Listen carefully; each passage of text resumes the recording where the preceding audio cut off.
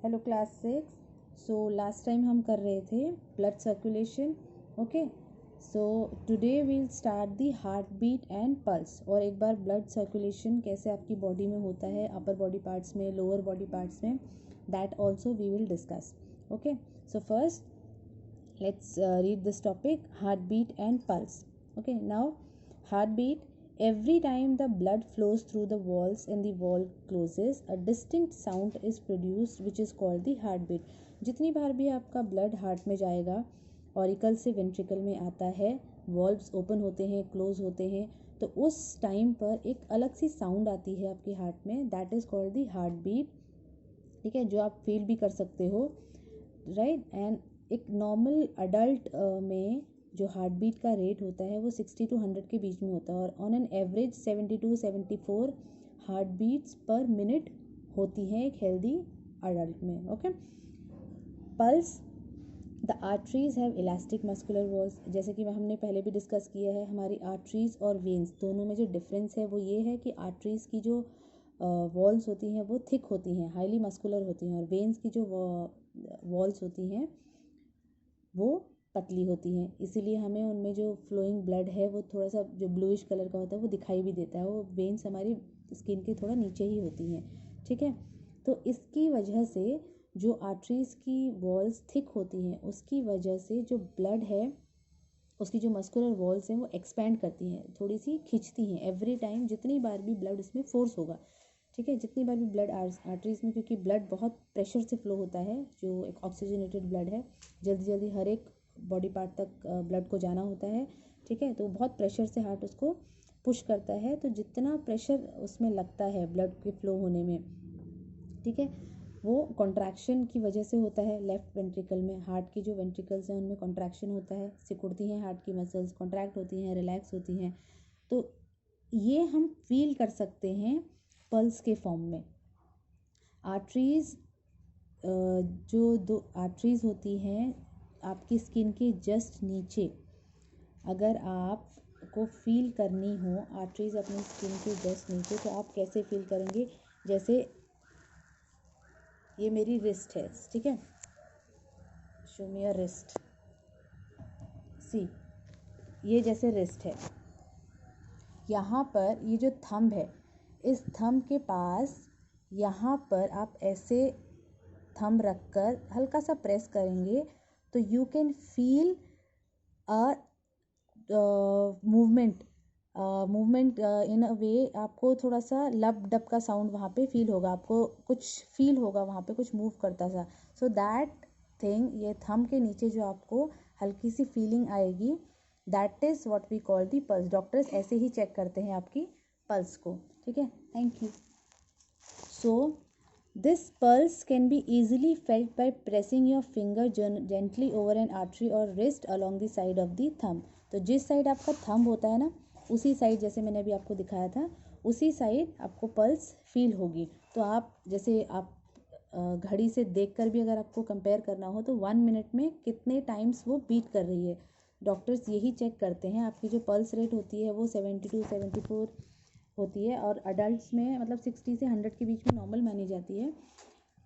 But on an average अगर 80 से ऊपर थोड़ी सी तेज़ चल रही होती है पल्स, अराउंड 90 चल रही होती है, तो हल्का सा फीवर होता है उस कंडीशन में। तो डॉक्टर को फीवर चेक करना होता है ना जब, तो सबसे पहले वो पल्स चेक करते हैं, right. So this is how you can check your pulse. ठीक है, एक बार और हम ये डायग्राम डिस्कस कर लेते हैं जो लास्ट टाइम भी हमने डिस्कस किया था। एक दोनों डायग्राम, अपर बॉडी पार्ट्स और लोअर बॉडी पार्ट्स के लास्ट टाइम हमने अलग अलग किए थे। Now this time we will do it all together. पूरी बॉडी में ब्लड कैसे फ्लो होता है। See, this is, if a person is standing facing towards you, अगर ये कोई पर्सन है और ये मेरी तरफ फेस करके खड़ा है, तो ये इसका लेफ्ट साइड है, ये इसका राइट साइड है। ठीक है, लेफ्ट साइड में ऑक्सीजनेटेड ब्लड है जो रेड से शो हुआ है, और राइट साइड में डीऑक्सीजनेटेड ब्लड है जो ब्लू या पर्पल से यू कैन से शो हो रहा है। ठीक है, नाउ व्हाट हैपेंस, इसको हम डायग्राम के फॉर्म में बना के देखेंगे। दिस इज दी हार्ट, ये हार्ट की मैं राइट साइड बना रही हूँ, ठीक है, एंड ये हार्ट की मैं लेफ्ट साइड बना रही हूँ। मैं कलर से इसलिए बना रही हूँ सो दैट आपको समझने में ईजी हो जाए कि किस साइड ऑक्सीजनेटेड है, किस साइड डीऑक्सीजनेटेड है। This is oxygenated red one pure blood and this is deoxygenated blue one that is impure blood. ठीक है, ये हमारे हार्ट में है 4 chambers. This is the auricles ऊपर वाले and these are the ventricles नीचे वाले। This is left auricle, this is right auricle, this is left ventricle, this is right ventricle. मैंने शॉर्ट फॉर्म्स लिखे हैं। ठीक है, अब हमारे बॉडी में अपर साइड में होते हैं लंग्स।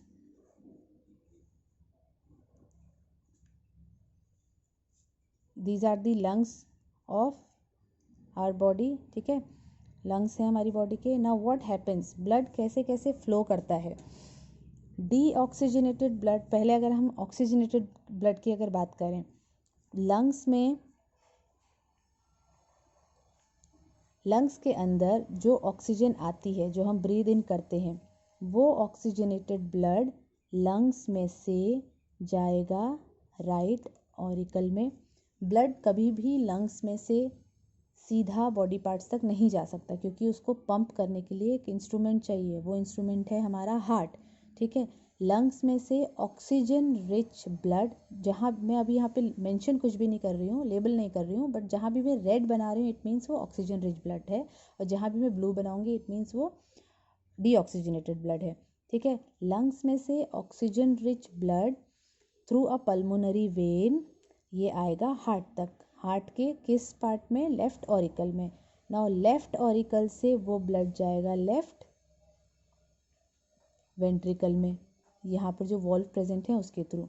ठीक है, लेफ्ट वेंट्रिकल से एक मेन आर्टरी या एओर्टा, जो मेजर मोटी वाली आर्टरी होती है, वो इस ब्लड को लेकर जाएगी टू दी बॉडी। ठीक है, ये बॉडी पार्ट्स तक चला गया।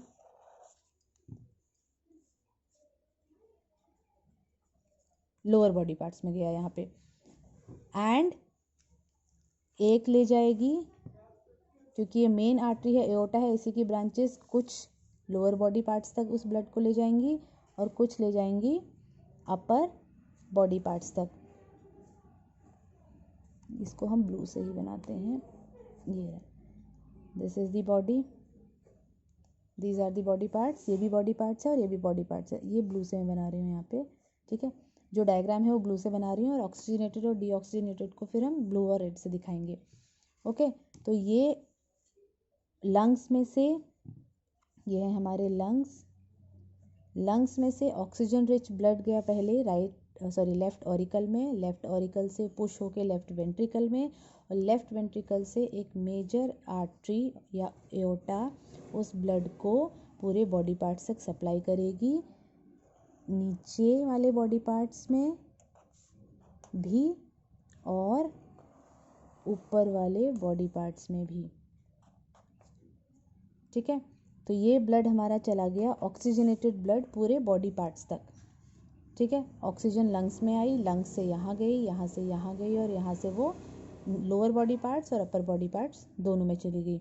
अब ऑक्सीजन रिच ब्लड जब हमारे बॉडी पार्ट्स को मिल गया, ऑक्सीजन की सप्लाई बॉडी पार्ट्स तक हो गई, अब बॉडी पार्ट्स से वो क्या कलेक्ट करेगा, कार्बन डाइऑक्साइड। अब ब्लड कैसा है, डीऑक्सीजनेटेड। ठीक है, तो deoxygenated blood lower body parts से आएंगे कहाँ तक, राइट ऑरिकल तक, और अपर बॉडी पार्ट से भी कहाँ आएंगे, वो भी राइट ऑरिकल तक। ठीक है, ये एरोज लाइक दिस। ठीक है, तो लोअर बॉडी पार्ट से भी यहाँ आएंगे और अपर बॉडी पार्ट से भी यहाँ आएगा। कैसा ब्लड है वो, डीऑक्सीजनेटेड। अब क्योंकि ऑरिकल्स ही रिसीविंग चैम्बर्स होते हैं और वेंट्रिकल्स होते हैं हमारे डिस्ट्रीब्यूटिंग चैम्बर्स, तो ऑरिकल में आने के बाद ये जाएगा वॉल्व के थ्रू वेंट्रिकल में, राइट वेंट्रिकल में, और राइट वेंट्रिकल से ये deoxygenated blood, now where it will go, क्यों, because this blood is deoxygenated. अब क्योंकि इस ब्लड का बॉडी पार्ट्स तक जाने का कोई यूज़ नहीं है, बॉडी पार्ट से तो आ रहा है हार्ट में, अब इस ब्लड को किस चीज़ की ज़रूरत है? ऑक्सीजन की, ठीक है। वेन्स ला रही हैं डीऑक्सीजनेटेड ब्लड, ठीक है, इसमें कार्बन डाइऑक्साइड है। अब ये डीऑक्सीजनेटेड ब्लड वेंट्रिकल्स से कहाँ जाएगा? वेंट्रिकल से ये जाएगा लंग्स में ऑक्सीजन लेने के लिए, ठीक है। वेंट्रिकल से बाहर निकल के ये जाएगा लंग्स में, सो दैट इस ब्लड में से जो कार्बन डाइऑक्साइड है वो लंग्स के थ्रू हमारे ट्रैकिया, विंड पाइप और नोज़ के थ्रू बाहर निकल आए और फिर से वो ऑक्सीजन लेकर सर्कुलेशन दोबारा से हो जाए। मैंने यहाँ पे लेबलिंग कुछ भी नहीं करा है, सिंपल डायग्राम से समझाया है। Labelling is given in your book in this diagram, ठीक है। So I just try to make it simple so that आपको समझ में आ जाए। बुक से आप समझते तो आपको थोड़ी प्रॉब्लम हो जाती समझने में, ईजिली समझ नहीं आता। सो एक बार हम इसको रिवाइज कर लें। This is the heart, heart का this is the left side, this is the right side, ठीक है। ये हमारे अपर बॉडी पार्ट्स हैं, ये हमारे लोअर बॉडी पार्ट्स हैं। ऑरिकल्स रिसीविंग चैम्बर्स होते हैं, वेंट्रिकल्स डिस्ट्रीब्यूटिंग चैम्बर्स होते हैं।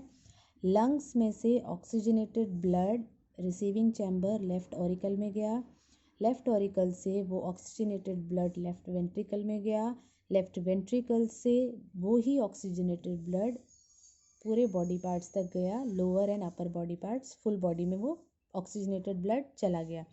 ऑक्सीजन की सप्लाई ब्लड हर एक बॉडी पार्ट तक हो गई। हर एक बॉडी पार्ट से फिर वेन्स डीऑक्सीजनेटेड ब्लड को राइट ऑरिकल तक लाएंगी, राइट ऑरिकल से वो राइट वेंट्रिकल में जाएगा, राइट वेंट्रिकल से वो फिर लंग्स में जाएगा दोबारा से ऑक्सीजन लेने के लिए, फिर वो ऑक्सीजन लेके ऐसे ही सर्कुलेट करेगा। So this is how the circulation continues in your body, ठीक है। हार्ट सिर्फ एक पंपिंग ऑर्गन है जो ब्लड को कलेक्ट और डिस्ट्रीब्यूट करता है। ऑरिकल्स रिसीविंग चैम्बर्स होते हैं, वेंट्रिकल डिस्ट्रीब्यूटिंग चैम्बर्स होते हैं, ठीक है। ये रेड वाला पार्ट है ऑक्सीजनेटेड ब्लड, ये ब्लू वाला पार्ट है deoxygenated blood. So I hope this diagram is very very clear now. फिर भी आपको कोई डिफ़िकल्टी होती है कुछ समझने में तो यू कैन आस्क। अगर आपको ब्लड सर्कुलेशन का डायग्राम आए तो you can make it as simple as I have made. और इसमें आपको सिर्फ एक चीज़ और करनी होगी, यहाँ पे लेबलिंग भी करनी है, ठीक है। जैसे मैंने यहाँ लेबल कुछ नहीं किया, इस साइड आप लिखेंगे ऑक्सीजनेटेड ब्लड, इस साइड लिखेंगे deoxygenated blood, right. This is the pulmonary vein, this is the pulmonary artery, okay. ये ब्लू वाली वेन्स हैं, ये रेड वाली आर्टरीज हैं, ये हार्ट के चैम्बर्स हैं, लंग्स हैं, बॉडी पार्ट्स हैं, सब लेबलिंग आपकी बुक में दी हुई है। So you can check it from there, ठीक है। मैंने सिर्फ आपको डायग्राम समझाया है, राइट। सो पल्स कैसे काउंट करते हैं वो भी हमने डिस्कस किया अभी। This diagram is done. Now come to page number 67। The doctor counts the pulse of an ailing person. Ailing means जिसको कोई डिजीज़ है, बीमार व्यक्ति का जो पल्स डॉक्टर्स चेक करते हैं, just to get an idea whether the person's body is functioning properly और नॉट, कहीं उसको कोई प्रॉब्लम तो नहीं है। वेरी लो पल्स रेट में indicate poor functioning of heart, ठीक है। पल्स रेट कम होना और पल्स रेट ज़्यादा होना दोनों ही कंडीशंस ख़राब होती हैं, ठीक है। And faster heart beat is usually an indication of hypertension और फीवर। जब हम हार्ट बीट हमारी बहुत फास्ट चलती है, पल्स रेट ज़्यादा होता है, या तो टेंशन बहुत ज़्यादा होती है इस पर्सन को, या फिर उसको फीवर होता है। लो पल्स रेट इंडिकेट करता है कि your heart is not working properly, क्योंकि पल्स रेट क्या होती है, हमारे जो आर्टरीज पुश होता है, आर्टरीज में ब्लड पुश होता है, वही तो है, that is what pulse rate is. Push properly नहीं हुआ है उसका मतलब ब्लड प्रेशर लो है आपका, ठीक है। और स्टेथोस्कोप, स्टेथोस्कोप आप ये इंस्ट्रूमेंट है जो डॉक्टर्स अपने ईयर में लगाते हैं so that they can listen to your heart beat. It is an instrument that amplifies the sound of a heart beat and is use to hear the heart beat in the chest cavity, ठीक है।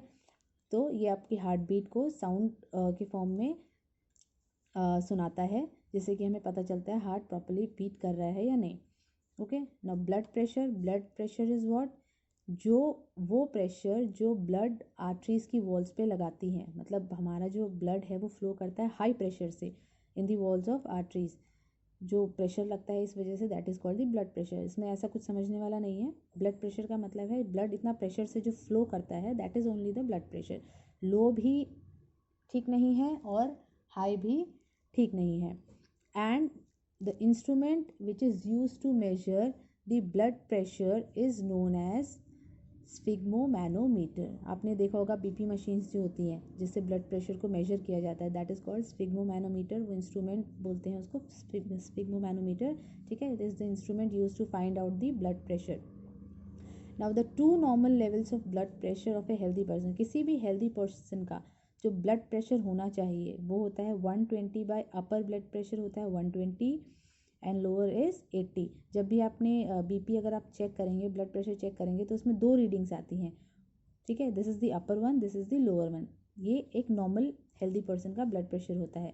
अगर ज़्यादा आता है इससे rise in blood pressure about 140 to 90, ये अपर blood pressure है। 120 से ज़्यादा आता है, 130 तक भी अडल्ट का नॉर्मल होता है, बट उससे ज़्यादा आता है तो वो कुछ ना कुछ हाइपरटेंशन या कोई बीमारी को इंडिकेट करता है।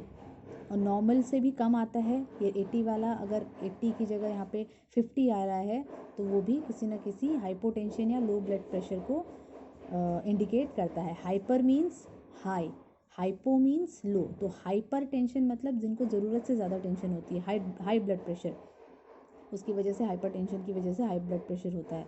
ज़्यादा tension, this is hypo, low blood pressure, ठीक है। हाइपो का मतलब होता है लो और हाइपर का मतलब होता है ज़्यादा।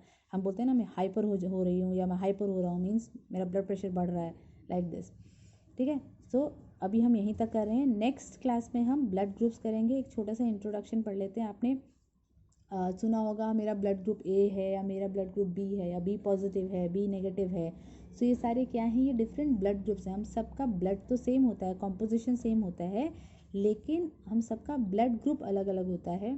तो there was a scientist Karl Landsteiner in 1900, he identified the different types of blood groups in humans, ठीक है। These blood groups are differentiated on the basis of proteins.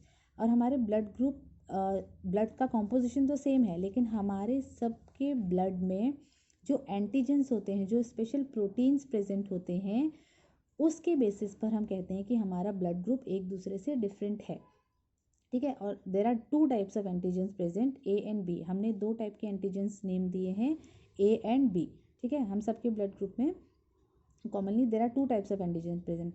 अब इनके बेसिस पर हम डिसाइड करते हैं कि पर्सन का ब्लड ग्रुप ए है या बी है। सपोज किसी पर्सन का ब्लड ग्रुप ए है, अगर हमारे ब्लड में ए एंटीजन या ए प्रोटीन प्रेजेंट है तो हमारा ब्लड ग्रुप ए है। अगर बी एंटीजन प्रेजेंट है तो हमारा ब्लड ग्रुप बी है। सिंपली नेम दिए हैं ए एंड बी, ठीक है। अब किसी के ब्लड ग्रुप में हो सकता है ए और बी दोनों प्रेजेंट हो, ठीक है।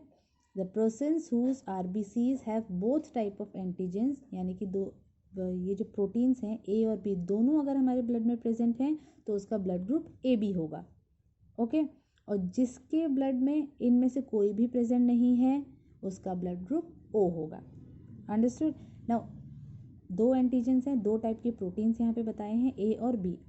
किसी भी पर्सन का ब्लड ग्रुप ए होगा अगर उसके ब्लड में ए एंटीजन होगा। किसी भी पर्सन का ब्लड ग्रुप बी होगा अगर उसके ब्लड में बी एंटीजन होगा। किसी पर्सन के ब्लड में अगर दोनों प्रोटीन्स प्रेजेंट हैं तो उसका ब्लड ग्रुप ए बी होगा। और जिसके ब्लड में कोई भी एंटीजन या प्रोटीन ये वाला प्रेजेंट नहीं है उसका ब्लड ग्रुप ओ होगा, ठीक है। ये बेसिक है। अब ए बी पॉजिटिव नेगेटिव भी बहुत सारे केसेस होते हैं। अब यहाँ तक आप अभी समझिए, ए बी और ओ। अगर ए प्रोटीन है तो ए ब्लड ग्रुप होगा, बी प्रोटीन है तो बी ब्लड ग्रुप होगा, ए बी प्रोटीन दोनों हैं तो ए बी ब्लड ग्रुप होगा, और दोनों में से कोई भी नहीं है तो ओ ब्लड ग्रुप होगा, ठीक है। यहाँ तक आज समझिए आप। उसके बाद फिर ए पॉजिटिव, बी पॉजिटिव, ये सब क्या होते हैं ये हम नेक्स्ट क्लास में पढ़ेंगे। Thank you.